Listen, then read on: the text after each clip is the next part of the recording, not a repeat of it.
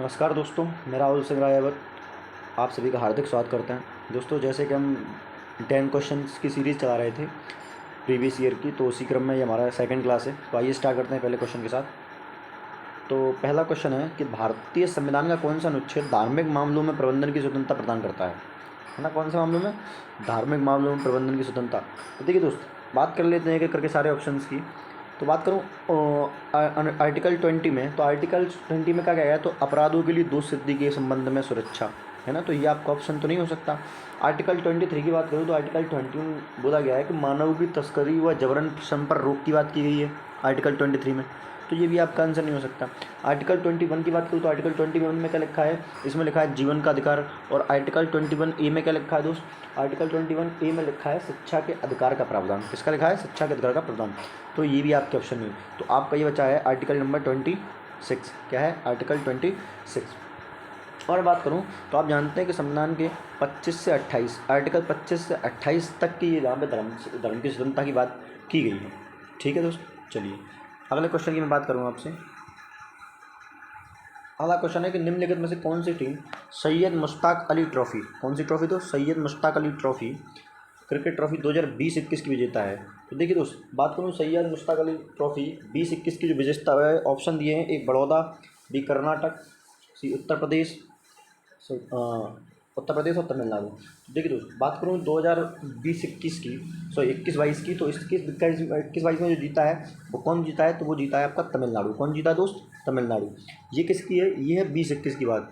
अगर मैं बात करूँ 22-23 की मुश्ताक अली ट्रॉफी किसने जीती है? तो 22-23 की जो मुश्ताक अली ट्रॉफी है, तो ये आपकी जीती है मुंबई में। किसने जीती है? तो ये मुंबई में जीती है। और इम्पोर्टेंट ये इसलिए हो जाता है क्योंकि ये पहली बार इन्होंने इस ट्रॉफी को जीता है।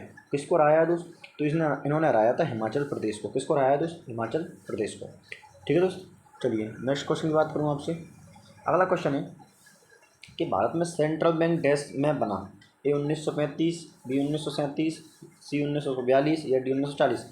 हालांकि ये क्वेश्चन एमटीएस का है, एमटीएस 2021 का। तो ये मुझे कहीं ना कहीं गलत लग रहा है क्योंकि इसका आंसर इन्होंने यहाँ पर रिजर्व बैंक होना चाहिए, क्योंकि इसका जो आंसर है वो भी इन्होंने क्या मार्क किया है? 1935। ठीक है दोस्त, तो मैं रिजर्व बैंक चल रहा हूँ। तो आप जानते हैं रिजर्व बैंक की जब स्थापना 1935 में हुई, तो 1935 के समय इसका जो हेडक्वार्टर था, वो कहाँ था? तो वो कोलकाता था। और उसके बाद 1936 में हेडक्वार्टर स्थायी रूप से कहाँ बना दिया गया? तो इसका हेडक्वार्टर मुंबई बना दिया। और इसकी राष्ट्रीयकरण कब हुआ? 1949 में। इसका राष्ट्रीयकरण कब होता है? तो दोस्त ये होता है आपका 1949 में।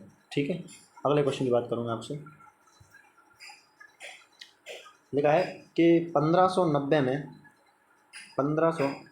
में निर्मित मथुरा के पास वृंदावन के गोविंद देव मंदिर, कौन सा मंदिर है उस? गोविंद देव मंदिर का निर्माण डैश बलुआ पत्थर से किया गया है।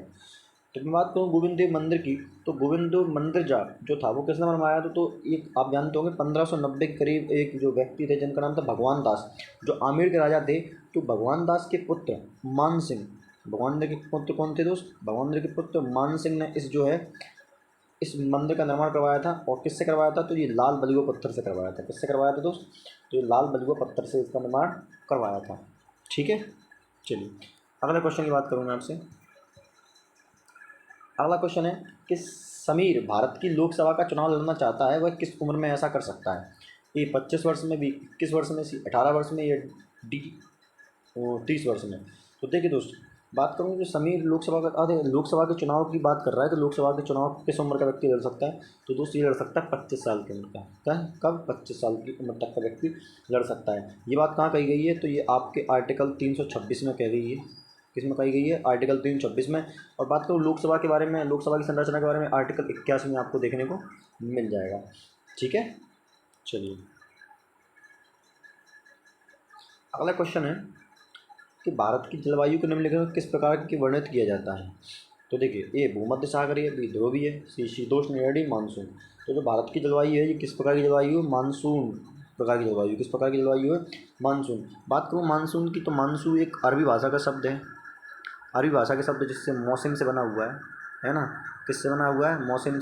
और मौसम का मतलब क्या होता है दोस्त? मौसम का होता है पवनों की दिशा। क्या होता है मौसम का मतलब? तो ये होता है पवनों की दिशा। ठीक है दोस्त, चलिए अगले क्वेश्चन की मैं बात करूँ आपसे।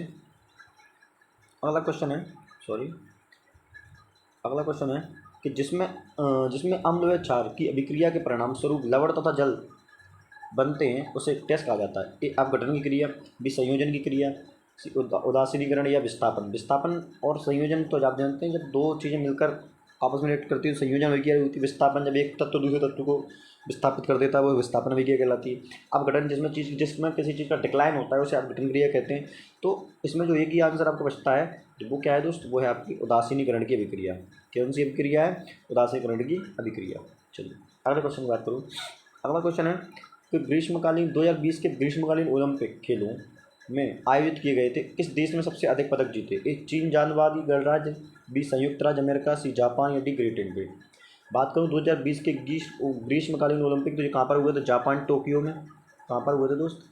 जापान टोक्यो में। और इसमें सबसे ज़्यादा जो पदक जीते थे तो वो किसने जीते थे? तो ये आपके जीते थे संयुक्त राज्य अमेरिका ने। किसने जीते थे दोस्त? संयुक्त राज्य अमेरिका ने जो पहले स्थान पर रहा। और इन्होंने टोटल 113 पदक जीते थे, सॉरी। जिसमें से गोल्ड कितने थे? तो 39 गोल्ड थे, 41 सिल्वर थे और 33 क्या थे? ब्रॉन्ज थे, है ना। बात करूँ भारत की, तो भारत का जो स्थान इसमें रहा था वो रहा था आपका 7वां। कितना स्थान था? सॉरी, 7 मेडल जीते थे, स्थान था 48वां, है ना। इसमें से गोल्ड कितने थे? तो 1 गोल्ड था, 2 ब्रॉन्ज थे, 2 सिल्वर थे और 4 ब्रॉन्ज थे। ठीक है दोस्त। चलिए अगले क्वेश्चन की मैं आपसे बात करूं। अगला क्वेश्चन है कि 2011 की जनगणना के अनुसार भारत में निम्नलिखित में किस राज्य का लिंग अनुपात सबसे अधिक है? ए मणिपुर, बी आंध्र प्रदेश, सी केरल या डी तमिलनाडु। तो दोस्त राज्यों की बात करूँ तो इस राज्य में सबसे ज़्यादा लिंग अनुपात है वो आपका केरल का था, जो कितना है? 1084। कितना है दोस्त केरल का लिंग अनुपात? तो ये 1084 था। बात करूँ उसके बाद पुडुचेरी की बात करूँ तो पुडुचेरी है ना, पुडुचेरी इस दूसरे नंबर पे आता है, जिसका लिंग अनुपात 1037 था। कितना था दोस्त? 1037 था। और उसके बाद तमिलनाडु आता है। तमिलनाडु का जो है लिंग अनुपात आपका जो था वो कितना था? 996। कितना था दोस्त? 996। ठीक है दोस्त। चलिए अगले क्वेश्चन की बात करूँ आपसे। अगला क्वेश्चन है कि श्याम बेरी बेरी से पीड़ित है, ऐसा इसलिए है क्योंकि उसके शरीर में डैश की कमी है? Vitamin A, vitamin C, vitamin K या विटामिन बी। तो दोस्त अगर बात करूँ तो बेरी बेरी रोग किस वजह से होता है? तो ये होता है आपका विटामिन बी की कमी से। किसकी वजह से? विटामिन B1 की कमी से। एक्चुअली विटामिन B1 होता है, B1 की कमी से होता है, जिसे हम थायमिन के नाम से जानते हैं। किसके नाम से जानते हैं? थायमिन, है ना दोस्त। इसमें देखो ये जो बेरी बेरी रोग है ये 2 प्रकार का होता है, मैं आपको बताऊँ। तो बेरी बेरी रोग आपका 2 प्रकार का होता है ना। पहला प्रकार होता है गीला विटामिन, गीला बेरी। एक होता है सूखा बेरी बेरी। सूखा सूखा सही नहीं जा रहा, बस थोड़ा एडजस्ट करना। तो गीला बेरी बेरी ये किस पर अटैक करता है? ये आपका हृदय संचार पर अटैक करता है। किस पर? हार्ट पर। और जो सूखा बेरी बेरी ये आपकी नसों पर यानी वेसल्स पर अटैक करता है। ठीक है ना दोस्त। तो आज के लिए इतना, मिलते हैं अगली वीडियो में। तब तक के लिए लाइक शेयर सब्सक्राइब करते रहें। धन्यवाद।